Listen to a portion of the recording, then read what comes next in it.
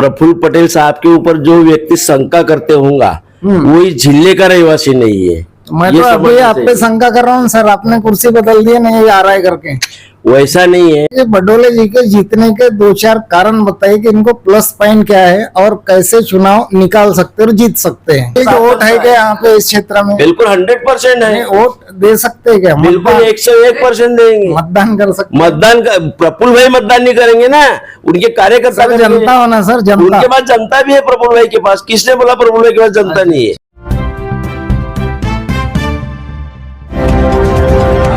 दोस्तों नमस्कार, ग्रामीण क्षमता न्यूज चैनल में आप सभी का स्वागत है। मैं हूं दीपक कुदेकर।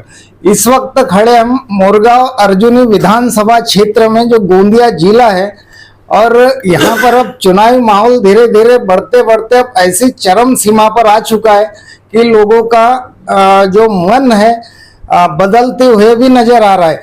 क्योंकि देखा जाता है अक्सर करके कि जब चुनाव करीब आता है तब लोगों की मानसिकता बनती कि इस बार विधायक कौन। इसके पहले जो विधायक थे उनके काम अच्छे हैं, नया विधायक का चयन होगा।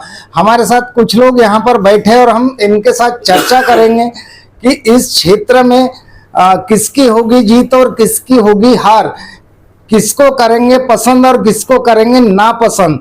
मेरे पास भैया बैठे हैं, हम सबसे पहले इनका परिचय जानेंगे। भाऊ क्या नाम लिखते हैं आप? मैं केवलराम जीएलाल बघेले जी, मुक्काम पोस्ट पाथरी, तालुका गोरेगांव। मैं प्रफुल्ल पटेल अजित पवार साहब का पक्ष है, राष्ट्रवादी कांग्रेस पार्टी, इस पक्ष का अध्यक्ष हूँ और प्रफुल्ल पटेल साहब का भक्त हूँ। तो इसके पहले जिनके आप भक्त है वो अपने चाचा यानी शरद पवार जी के साथ में थे, तो ऐसा क्या हो गया कि पटाख से पलटी मार दी? देखो, आप जुने लोगों को पूछोगे तो आप बेर का पेड़ लगाओगे तो उसको आम नहीं फलने वाला है। अपने देश में शरद पवार साहब ने जो राजकारण किए वो उनने राजकारण ऐसा किए कि जो आज आरोप लग रहा है भारतीय जनता पक्ष पर कि फोड़ा फोड़ी का राजकारण भाजपा करता है, ये मेरा सोच है कि वो बात गलत है। शरद पवार साहब ने यदि देश में फोड़ाफोड़ी का राजकारण शुरू किए होंगे तो शरद पवार साहब ने। अच्छा। कांग्रेस का यदि विल्लेवाट लगाए होंगे तो शरद पवार साहब ने। सोनिया गांधी को विदेशी मुद्दा उनने लाए और उन्हीं ने सब कुछ किए। तो आज उनके भतीजे को प्रफुल्ल पटेल साहब को जहां वहां उनने सत्ता करने के लिए करके प्रफुल्ल भाई को आगे करते थे, भाजपा से युति करते थे। अजित पवार साहब को पैट को भेजकर उन्हें थोड़ा सा रुकूंगा आपको। उद्धव सरकार कैसे गिरी इस बारे में बताएंगे आप? जो फोड़ाफाड़ी की बात आपने की है सर। उद्धव सरकार के बारे में जैसा बोलने गए तो उद्धव सरकार थी तो उस समय अपने जो अजित पवार साहब थे और उद्धव सरकार थे, जो कांग्रेस के उद्धव सरकार के जो विचार थे वो विचार में जम नहीं रहे थे। और इसलिए करके क्या होता है, एक माँ के 5 लड़के रहते हैं तो वो 5 लड़के जहाँ नहीं पढ़ती है तो अलग अलग हो जाते हैं। वैसे उद्धव सरकार इसलिए गिरी कि उद्धव सरकार जी एकनाथ शिंदे साहब के साथ कई अन्याय कर रहे थे। खुद के लड़के को यानी आज बच्चा था वो उसकी लाइफ थी और एकनाथ शिंदे जी ये फाउंडर थे तो उनको साथ में लेके सब कुछ करना था, लेकिन उनको हटाकर लड़के को आगे लाना ये उनका उद्देश्य था। हम आ जाते मेन मुद्दे पे। अभी विधानसभा चुनाव में भी राजकुमार बडोले जी यहाँ से महायुति से चुनाव लड़ रहे है ना। तो मैं जानना चाहूंगा कि महायुति की इस बार सरकार बनेगी क्या? देवेंद्र फडणवीस इस बार मुख्यमंत्री बन सकते क्या? मुख्यमंत्री महायुति का बनेगा, मुख्यमंत्री फडणवीस जी बनेंगे। मैं स्पेशल देवा भाव के लिए बात करूंगा। मैं ये बोलना चाहता हूँ कि मैं महायुति का घटक हूँ, कार्यकर्ता हूँ और वो कौन मुख्यमंत्री बनेगा ये निर्णय महायुति के नेता लेंगे। अब फडणवीस साहब है, उप मुख्यमंत्री अजित पवार साहब है, एकनाथ शिंदे साहब, हमारे तीनों नेता टापोटाप है, अच्छा काम कर रहे हैं, विकास का काम कर रहे हैं, गोर गरीबों के हित का काम कर रहे हैं, महिलाओं के आज जनता आज अपने इसमें जो अपनी महिला। मिनट सुनो क्या लाडली बहन लड़की माझी लाडकी बहन यानी लाडली बहना के कारण ही महायुति जोर मार रही है इस बार? लाडली बहनों के भी कारण मारने का कोई प्रश्न नहीं है कि हमारे सरकार ने जो किसान है मेन, ये किसानों के हित में हमारी सरकार काम करती आ रही है। पिछले बार 20,000 रुपए का बोनस दिए, मोदी जी ने सम्मान निधि दिए 6,000 रुपए दे रहे हैं, अभी भी महाराष्ट्र की गवर्नमेंट दे रही है। उसके बाद में किसानों के लिए करके किसान जग गया तो सब दुनिया जगती है। राजा रहनी रंक रहनी लेबर रहे, क्योंकि किसान की सिवाय अपना कोई। कल ही वीडियो डाले कि अभी सोयाबीन का रेट बढ़ा दिए, कपास का रेट बढ़ा दिए और किसानों की दिवाली हो रही छकाचक। ये कल का ही हमारा वीडियो था। प्रफुल्ल पटेल साहब के ऊपर जो व्यक्ति शंका करते होंगे वही जिले का रहवासी नहीं है। मैं तो अभी आप पे शंका कर रहा हूँ सर, आपने कुर्सी बदल दी नहीं आ रहा है करके। वैसा नहीं है। प्रश्न कैसा रहता है कि अभी अपन आप मैं एक तालुके का अध्यक्ष हूँ और कौन से पार्टी? राष्ट्रवादी कांग्रेस पार्टी, अजीत पवार साहब, प्रफुल्ल पटेल साहब। महायुति है कि नहीं फूल के साथ? मेरे को एक ये बताना है कि कमल फूल के साथ महायुति है कि? कमल फूल है, धनुष्य बाण है कुर्सी और घड़ी है। तो कुर्सी कैमरा कुर्सी हमने बदले नहीं है। नहीं, ये जो फूल आपके पीछे था तो ये फूल से नफरत क्या है आपको, ये बताइए। हमको फूल से भी कोई नफरत नहीं है। हमारे यहाँ पर जो महायुति है, महायुति में जो उम्मीदवार अभी नियुक्त किया गया है, महायुति में उम्मीदवार कौन है ये महत्व नहीं रखे है। ये महत्व रखे महायुति के नेताओं ने सभी मिलकर कि हमको महायुति की सरकार आना चाहिए। क्योंकि जो महायुति में जो भी सरकार चल रही है एक गोर गरीबों को विचार की है। जो विपक्ष से यहाँ पर फंटा डाल रहा है कि महंगाई बढ़ गई, इधर लाडली बहन को पैसा दे रहे हैं, इधर लोगों से वसूल कर रहे हैं। मैं बोलता हूँ कि महाविकास आघाड़ी की सरकार थी, उस समय भी पेट्रोल का दर बहुत था, लेकिन ये कोई लाडली बहन को किसानों को ऐसी स्कीम नहीं मिल रही थी। अभी यदि महंगाई बढ़ भी गई होंगी तो आज मजदूरी के रेट बढ़ गए, कर्मचारी का पेमेंट बढ़ गया, धान किसानों का है वो पहले 1,000-1,200 था, आज वो 2,500 के 2,100 रुपए हो गया है। 2,500-2,100 रुपए रेट है। तो सर नामांकन कब दर्ज कर रहे हो? हम कल 28 तारीख को हमारे महायुति के उम्मीदवार है माजी पालक मंत्री आदरणीय राजकुमार बडोले साहब, इनका 28 तारीख को नामांकन भर रहे न, उसकी भव्य रूप से तैयारी है। और अपने महायुति में कोई भी प्रकार की नाराजगी नहीं है। ये मैं आपको आपके चैनल नाराजगी बोले तो मेरे को याद आया थोड़ा सा कि यहाँ थोड़ा सा आरोप लग रहा है जो चंद्रिकापुरी जी की तरफ से प्रफुल्ल पटेल को बहुत तोल जलोल बोल रहे हैं। हमने बहुत से सोशल मीडिया पर भी देखा है। तो ये ऐसे कैसे पिक्चर बदल गई 2 दिन में? चंद्रिकापुरी साहब ने आरोप नहीं लगाना चाहिए।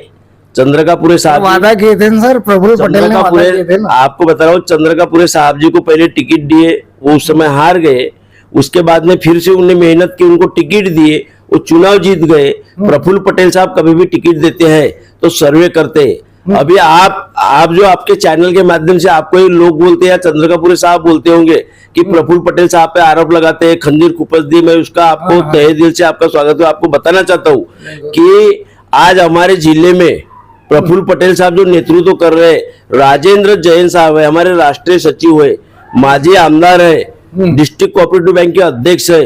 डिस्ट्रिक्ट कोऑपरेटिव बैंक में कई लोगों ने नेतृत्व के अध्यक्ष बने, लेकिन किसी ने भी वहां पर बैंक की प्रॉपर्टी बना के नहीं दिखाए। आज राजेंद्र जैन साहब ने बैंक चलाते हैं, बैंक की प्रॉपर्टी खरीद कर इतनी बड़ी इमारत खरीदी और बैंक को नफा में रखे है।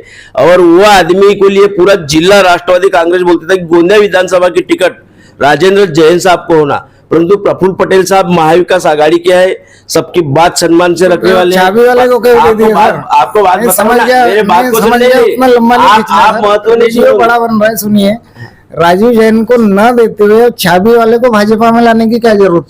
चाबी एक विनोद अग्रवाल जी नहीं पट रहा था, चाबी से लड़ रहे थे, ये बात सही थी, लड़े थे, लेकिन उन्हें चाबी से चुन के आने के बाद कभी भारतीय जनता पक्ष के विरोध में सरकार को पूरे समय हर समय मदद में रखे और वो भारतीय जनता पार्टी और महाविकास आघाड़ी में थे और इसलिए करके आज फुल सामने राजू जैन छोटा है। राजू जैन छोटे नहीं है।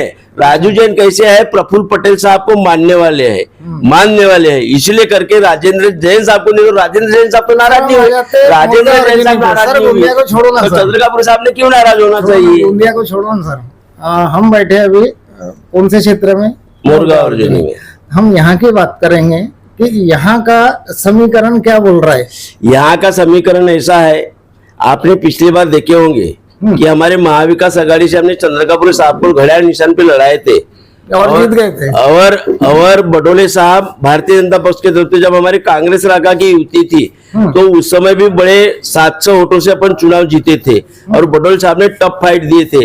और आज बडोले साहब के साथ तो राष्ट्रवादी और प्रफुल्ल पटेल साहब है और इसलिए करके बडोले साहब को कोई चिंता की जरूरत ही नहीं। सर जनता होना ना, प्रफुल्ल पटेल नहीं होना ना सर। प्रफुल्ल पटेल साहब के साथ में ही जनता है, प्रफुल्ल भाई है करके आज किसानों को इतनी बड़ी जो सहूलत मिलती है। आज आरोग्य की बात होगी, शिक्षण की विभाग होंगी, आज लोगों को यदि सेवा मिलती होंगी, आज लोगों के हार्ट के ऑपरेशन किए होंगे किसी ने, तो प्रफुल्ल पटेल साहब ने किया। प्रफुल्ल पटेल की वोट है क्या यहाँ पे इस क्षेत्र में? बिल्कुल 100% है। वोट दे सकते हैं क्या? बिल्कुल 101% देंगे। मतदान कर सकते? मतदान प्रफुल्ल भाई मतदान नहीं करेंगे ना, उनके कार्यकर्ता सर जनता होना सर, जनता। उनके पास जनता भी है प्रफुल्ल भाई के पास। किसने बोला प्रफुल्ल भाई के पास जनता नहीं है? चलो ये भी सही है। किसने बोला प्रफुल्ल भाई के पास जनता नहीं है? प्रफुल्ल भाई है। आज भी हमारे जिले का यदि नाम देश विदेश में चलते होगा तो प्रफुल्ल भाई के कारण चलता है। केंद्रीय मंत्री थे ना? केंद्रीय मंत्री थे ना, वो केंद्रीय मंत्री तो बहुत लोग बनते हैं। आज भी यदि मोदी जी है, आपको एक बात बता देना चाहता हूँ कि प्रफुल्ल पटेल साहब, आपको एक पत्रकारों ने एक बात तो किसी को भी जनता को बताना चाहिए। सर एक मिनट बात को सुन ले, बड़ा वीडियो को चलेगा, कोई भी बात पूछते हो तो उसका अर्थ लोगों को समझना चाहिए क्योंकि जब तक जनता को समझेगा नहीं। प्रफुल्ल पटेल साहब ने चर्चा चलेगी। प्रफुल्ल पटेल साहब ने राष्ट्रवादी कांग्रेस बीजेपी के साथ में सपोर्ट कर लिया तो लोगों ने दुनिया भर के आरोप लगाए। और जब सत्ता भोगने के लेकर के कांग्रेस वालों ने जिले में 15 साल तक भाजपा के साथ सत्ता भोगे तो उस समय भाजपा गलत नहीं थी, आज भाजपा गलत हो गई। सर जी मैं शांतिपूर्वक एक सवाल करूंगा आपसे। केंद्रीय मंत्री प्रफुल्ल पटेल है ना, तो एक ऐसा रोजगार या छोटी सी फैक्ट्री यहाँ के कुछ युवाओं के लिए, बेरोजगारों के लिए क्यों नहीं लगाई गई? मेरे को एक बात बताइए, भंडारा गोंदिया दोनों जिला है, प्रफुल्ल पटेल साहब थे करके एयरपोर्ट आया, एयरपोर्ट बना, प्रफुल्ल पटेल साहब थे। रोजगार मैं आपको ये बता रहा हूँ ना भैया, एयरपोर्ट आया, ये कैसा होता है, रोजगार खोलना है तो उद्योगपति आएंगे तो कोई ट्रेन से नहीं आएंगे ना, अपने गाड़ी से नहीं आएंगे, उनका 1 घंटे में काम आना जाना होना चाहिए। और इसलिए करके वहां हवाई अड्डा शुरू किए, उसमें बच्चों का प्रशिक्षण तैयार किए और उससे रोजगार मिलता है। उसके बाद में अदानी लाए, उसके बाद में कैंसर हॉस्पिटल खोल दिए। प्रफुल्ल पटेल आगे जा रहे थे, वो भेल कारखाना लाए थे, महाराष्ट्र गवर्नमेंट के बराबरी का भेल कारखाना था, लोगों ने उनको हरा दिए। और उस समय निगेटिव थिंकिंग लाए, नाना भाव को जीता है। आज नाना भाव जैसे लोगों ने वो भेल कारखाना शुरू नहीं कर सके तो जनता ने भी इसका विचार करना चाहिए कि प्रफुल्ल पटेल साहब ने इतना बड़ा भेल कारखाना लाए, उनके जैसे व्यक्ति को हराते तो उसका नुकसान जनता को भोगना पड़ता है। और इसलिए करके आज भी जनता से मैं अपील करता हूँ कि यदि अपना विकास करना होगा, प्रफुल्ल पटेल साहब के साथ रहोगे, प्रफुल्ल भाई जिस उम्मीदवार के साथ है उनको मदद करोगे तो अपने जिले का विकास होगा, अन्यथा दूसरा व्यक्ति नहीं कर सकता। आपने देखे होंगे बिरसी एयरपोर्ट हमारे खासदार साहब ने चालू किए थे तो वो 1 महीने में बंद हो गया। प्रफुल्ल पटेल ने वर्ल्ड की ऐसी कंपनी लाए और वही एयरपोर्ट चालू करके बताया। इसलिए भाजपा को समर्थन किया। भाजपा का सवाल नहीं उठता, मोदी जी के विचार है। मोदी जी प्रफुल्ल भाई 844 करोड़ का आरोप भी था। सर आरोप लगाते हैं, आरोप लगाना मुझसे बोलने में कोई बड़ी बात नहीं है। प्रफुल्ल पटेल साहब ने उस आरोप को प्रत्युत्तर दिए, उसके मुलाकात को गए, कहीं भगे नहीं और ईडी के सामने खड़े हुए, उन पर कोई आरोप सिद्ध नहीं हुआ। प्रफुल्ल पटेल साहब है वो व्यक्ति ऐसा कोई गलत कर सकता। उनका पूर्वज, उनके जो पिताजी थे वो पिताजी गुजरात से आए, उन्हें बीड़ी का उद्योग किए, 70-80 हजार लोगों को रोजगार दिए, वो फिर पार्षद बने, पार्षद बनने के बाद आमदार बने। एक दिन में 22 कॉलेज लाए उनने अपने दोनों जिले में और आज शिक्षण का प्रचार बढ़ा। सर मेडिकल कॉलेज लाने का काम प्रफुल्ल भाई ने किए। कृषि विभाग का सिंचन योजना का घोटाला 70,000 करोड़ का और वो डिप्टी सीएम बन गए, तो ये इस पर क्या बोलोगे आप? मैं बोलता हूँ ये सब बात जो विपक्ष है ना, जो आपके मीडिया के माध्यम से बताते हैं, सब बेकार बातें हैं, हवा उड़ाते हैं। उनके पास में कोई मुद्दा ही नहीं है। विपक्ष के पास में मुद्दे पे आ जाते हैं कि बडोले जी के जीतने के 2-4 कारण बताइए कि इनको प्लस पॉइंट क्या है और कैसे चुनाव निकाल सकते हैं और जीत सकते हैं। देखो मैंने आपको पहले ही बताया, महाविकास आघाड़ी के समय में बडोले साहब 700 वोटों से मतदान हारे थे। उस समय वो कोई बड़ी हार नहीं है। हाँ, वो कोई बड़ी हार नहीं है। बडोले साहब एक मनमिलावी व्यक्तिमत्व है, पालक मंत्री रहे। आज जिनने संविधान का जो महरूम है बाबा साहब, सभी लोग, सभी पक्ष लोग बाबा साहब की पूजा करते, लेकिन किसी ने वो विचार नहीं लाया। आज मोदी जी भी जब प्रधानमंत्री की शपथ लेने गए तो पहले संविधान के पांव पड़े। उस समय कांग्रेस ने निगेटिव थिंकिंग फैला दिया था कि संविधान बदलने वाले हैं। जब तक चांद सूरज है तब तक कोई संविधान बदल नहीं सकता। और वो बडोले साहब ने, जो पालक वहां के सामाजिक न्याय मंत्री थे, तो उन्हें हिंदू मिल की जगह आकर के बाबा साहब का जो ये था उसको नाम दिलाने का जो काम किया। आज प्रफुल्ल पटेल साहब ने मेडिकल कॉलेज के लिए भी मांग की बाबा साहब का नाम मिले। नागपुर के एयरपोर्ट को बाबा साहब का नाम दिया है। और इसलिए करके बडोले साहब एक पॉजिटिव व्यक्तिमत्व है, और इसलिए महाविकास आघाड़ी को उनको अपन ने उम्मीदवारी दी है, और इसलिए महायुति की अपन ने उम्मीदवारी दी है, और इसलिए करके बडोले साहब के लिए कोई प्रश्न ही नहीं है। बिल्कुल। अभी चर्चा हुई चाय पीते पीते भाव के साथ में, क्योंकि हवा तो ऐसी उड़ रही थी इस क्षेत्र की कि बोले भाजपा के आदमी, यहाँ पर भाजपा को टिकट नहीं मिलने वाली थी इस क्षेत्र में। प्रफुल्ल पटेल को पता चल जाता है कि तब अजीत पवार आगे आते हैं और इनको अपने गोद में ले लेते हैं, और दावा किया जाता है कि अब वो घड़ी निशान से यहाँ से चुनाव जरूर जीतेंगे। मिलते हैं दोस्तों अगले वीडियो में, तब तक के लिए नमस्कार।